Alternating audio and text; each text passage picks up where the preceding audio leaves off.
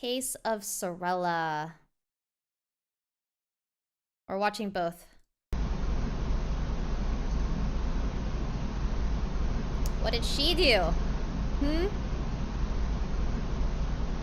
I find it a little bit strange that you're not upset. Well, I'm being accused, which is, anyways, like I said, I reserve the right to remain silent. So. No, okay, that's okay, but I just find it strange that you're not upset by all what's going on right now. I find it very strange to be in this situation. You so do? I don't know what to think of it. I'm just trying to stay calm. That's it. Why do you use the word strange? Right now, like I said, I'm just staying calm and I'm waiting for it to go to court tomorrow and following my lawyer's advice. That's it. But do you believe what I told you?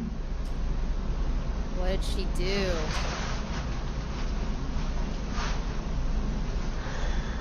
No, I don't believe what you're saying to me, so. Okay, you don't believe me. No. So.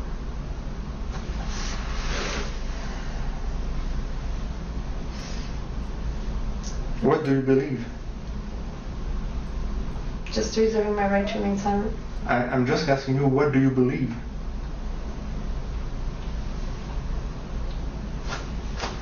What I believe.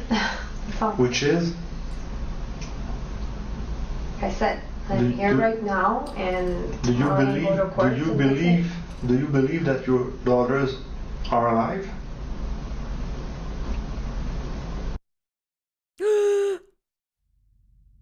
Huh?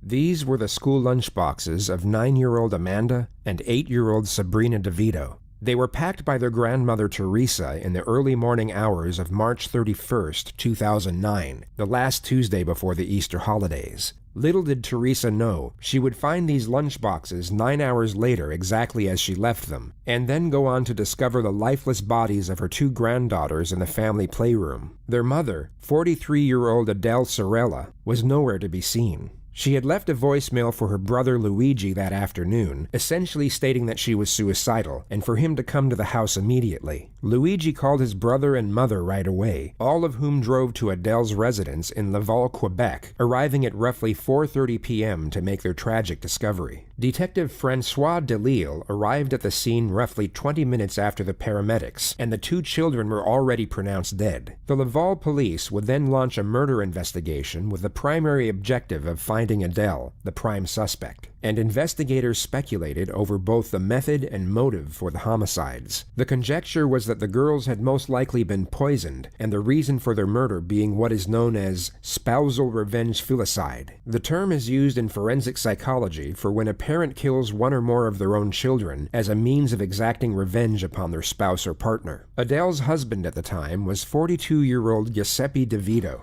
a well-known member of the Rizzuto crime family in Montreal. He had been on the run from police for over 4 years at the time, wanted for coordinating a failed drug operation in January of 2005. He attempted to smuggle over 200 kilograms of cocaine into Canada from Haiti, which was essentially his retirement plan. But the RCMP had other plans, as intelligence was gathered about the shipment and the drugs were seized upon arrival. Giuseppe went into hiding at the start of 2005, but the authorities knew he was still in regular contact with his wife, and even met up with her and his daughters on several occasions. But according to reports, all contact from his end abruptly ceased at the very start of 2009, 3 months before his children were murdered. Adele was located at 3 a.m. on April 1st, roughly 15 hours after the investigation was launched. She had crashed into a utility pole on a rural roadway in eastern Laval. The force of the collision caused serious damage to the driver's side of her car, but Adele sustained no injuries. case, an accident scene investigator would later testify that the crash was most likely deliberate. The suspect was initially taken to the hospital under police supervision, where she remained for 9 hours. She was then handcuffed and taken to the Laval Police Department, where her interrogation commenced at exactly 7 p.m. The segment of footage released by the Crown Attorney's Office starts 40 minutes into the procedure, and what makes this one of the more fascinating interrogations is the detective's approach and how he goes about trying to achieve his objective. What we know is that he initially discussed the car accident with a suspect and double-checked she was without physical injury. They then briefly discuss hospital food and hospitals in general, all essentially small talk for the purpose of rapport development.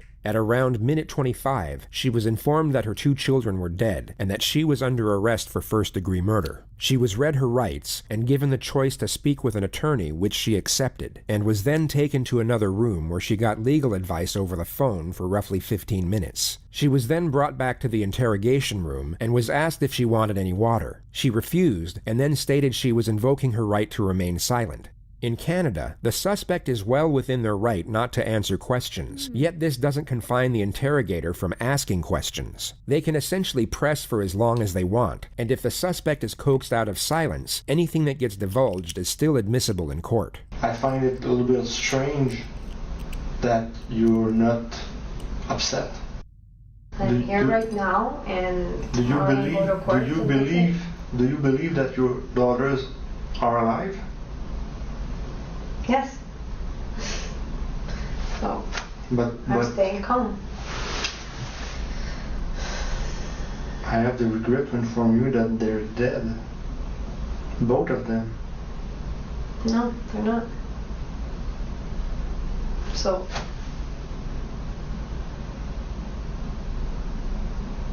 That's why you're not upset. I told you I'm staying calm, Yeah, and but everything will be fine. and not only that they are deceased, both of them, but you are under arrest for killing them. Look, I'm their mother, so I know. That's why it's so difficult. The detective has now abandoned the more common strategies of reframing and rapport development. He is no longer trying to be the suspect's friend, nor is he trying to downplay the crimes. He instead initiates a continuous psychological barrage that attacks every aspect of Adele's character, and this persists for almost 5 hours. Under different circumstances, his behavior would be considered harassment or even abuse, yet the detective executes his strategy in a manner so passive that any assertions of malpractice or intimidation will hold little to no weight in court. He maintains a very calm disposition, yet manages to superimpose a highly disparaging tone at the same time. He's able to apply a remarkable amount of psychological pressure in the absence of aggression. The simple reason for this strategy is to precipitate fatigue. Mentally exhausted suspects are more susceptible to suggestion and less likely to think rationally. In other words, their ability to consider the long-term consequences of a decision will be significantly limited. Okay, sorry. I wanted to pause because I want to make sure I understand this right. So, something about her husband getting in trouble, blah, blah, blah. So she poisons her 2 kids, and then she tries to drive away, or she called someone, said that she was suicidal. She drove away, and then she got into a car accident on purpose, meaning to hurt herself, but she sustained no injuries. Is that what happened?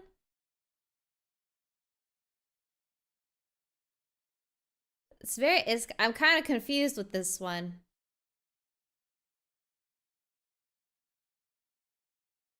Did she? Yeah? Okay. Sounds about right. Okay. Everybody's gonna think that you couldn't bear the fact that he would be happy without you. Oh, so, okay. So she found out that he was trying to retire in Canada, like smuggle the drugs, and he wanted to retire without her and the family. So she wanted to get revenge by killing their kids, and she also didn't want to live either because she was so upset about this, I think. Everybody's gonna think that you couldn't bear the fact that they would be happy without you. They're gonna say that, and that's why you killed them. So what's gonna come there's gonna be a lot of disapprobation on what you did, and a lot of misunderstanding, and a lot of anger at you. You're gonna have to face that. I'm just warning you in advance. Those poor kids. You just have to keep focused on the reason why you did it. This is your strength.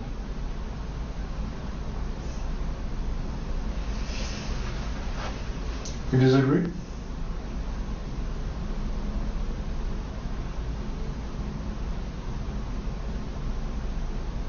You do disagree. You're difficult to read, but now you disagree with what I'm saying. Why?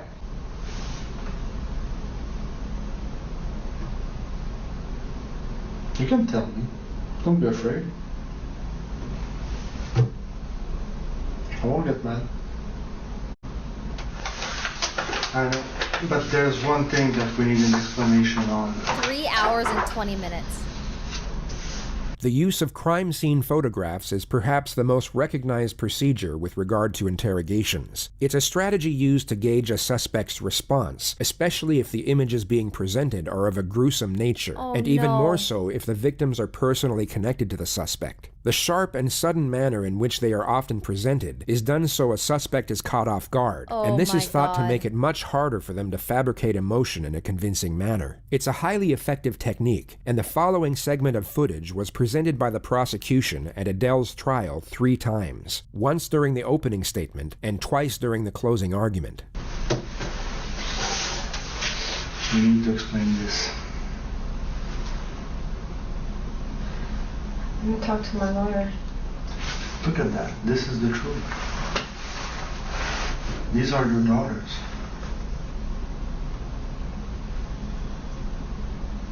Something brought you to do that to them. She's not even crying.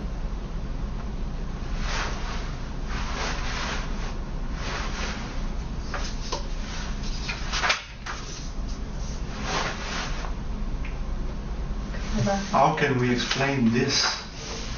How is it possible that you brought your brother to see this? You send it home, knowing you will find this. What the hell? Why weren't you there?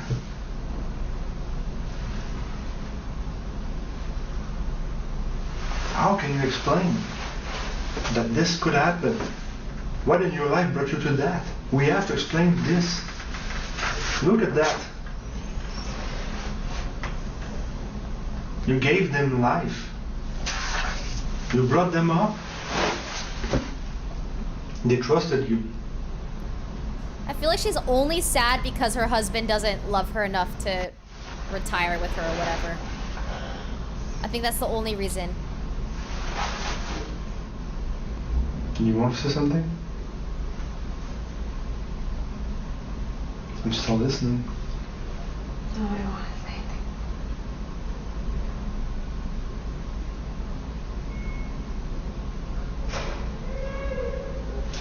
anything. Okay. I don't believe that's them on the floor. Sorry? Did you say that? What you did don't you believe say? that's them on the floor? Show her the picture again. To see them like that, yeah. Oh, you don't. Okay. Who do you believe it is? Who is it? I don't know. Tell me. Let's play that game. No, I'm not playing any game. That's not them on the floor. Okay. We took what? Actors? I'm gonna think of my kids as I choose to think of my kids. And you see them all. I just want to go back to myself. Okay, but we took actors to do that? Is that what you think? Is that what you We think? put them on your living room floor? Actors, huh? Same build, same hair, same face, and said, pretend you're dead? Is that what you're saying? Huh? I'm not saying anything. Yeah, you said, I don't believe that's them on the floor. You said something already. Disgusting. You said I'm that. not saying anything. Did you look at those pictures? Didn't you recognize Sabrina and Amanda? Want to take another look? I don't want to see any pictures. Okay. Flat. But you're not serious when you say I don't believe that's them on the floor. I just want to go back to my cell. I hope that image is scarred into her brain for the rest of her useless life. Do you know what day it is today? Do you know what day it is today? I don't need to say anything. Do you know what day it is today? Yes. Tell me. Tell him. I'm just going to go back to my cell. What day it is today? What is it? You don't know. I don't want to see any of that stuff. No, I'm not showing you anything. I'm just asking you. Show her do you again. know what day we are today? Yes, I do know what day we are. Okay, tell I'm me. not answering anything. Okay, because you don't know. Like I said, you can think what you want.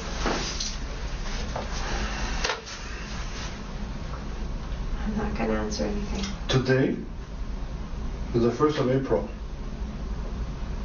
And you seem to think it's April Fool's Day.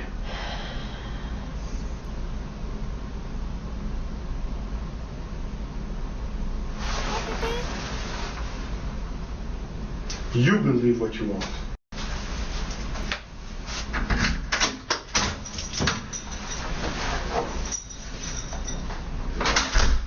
The suspect, for the most part, stuck by her lawyer's advice and refused to give any sort of admission to the alleged crimes. However, she still chose to engage at certain points, and her lack of reactive emotion during these moments was later used to argue both voluntary detachment and lack of remorse, as well as drive home the notion that her conduct was not due to mental illness, but by cause of her corrupt and calculated endeavor for revenge, which she was willing to attain by any means necessary. After nearly 6 years on the run, police tracked down Giuseppe DeVito in October of 2010. He had been living under an alias in St. Leonard, Montreal, and had considerably altered his appearance by shedding weight. He was sentenced to 15 years in prison, which he was made to serve at the maximum security Donnacona institution. On the 8th of May, 2013, he testified at the murder trial of his wife, and expressed what appeared to be genuine remorse over not having been there for his family. Reports stated that he held himself fully responsible for the death of his daughters, and refused to give any damning testimony against his ex-wife. He was found dead in his cell just 2 months later. The coroner's report revealed toxic levels of cyanide in his blood and stomach, and his death was ruled a suicide. Ms.Sorella was convicted on 2 counts of first-degree murder in July of 2013, but the conviction was overturned 4 years later, as it was ruled the trial judge had made errors when instructing the jury. Adele was released on bail for just over a year before her retrial commenced in February 2019.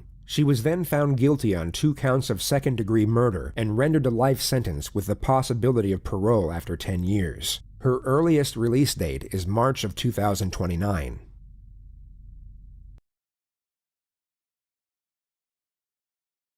What?